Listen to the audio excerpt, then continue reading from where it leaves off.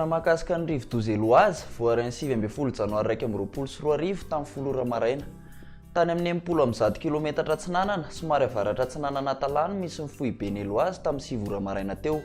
Sokajiana ho fort tempête tropicale ny heriny, mitondra rivotra 90 kilometatra isan'ora sy tafiotra 30 kilometatra isan'ora izy manodidina ny foibeny. Mizotra mianatsimo andrefana ny diany ka mahafaka 15 kilometatra isan'ora. Hiditra tanety eo amin'ny distrika Natala Eloazy ny Oal.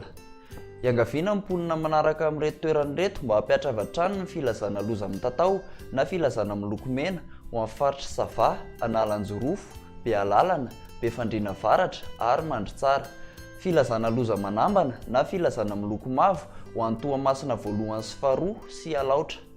Filazana fanairana na filazana miloko maitso ho an'ny distrika Brickaville, Vatomandry, Mahanoro ary Moramanga. Samy manaraka ny toromarika omemy manam-pahefana eny fotony, indrindra anareo mponina any amin'ny toerana nahazo filazana fampitandremana. Ny mpampiasa ranomasina morontsiraka amin'ny avaratra Vatomandry sy avaratra Andrefana dia entanina ihany koa mba tsy handriky intsony.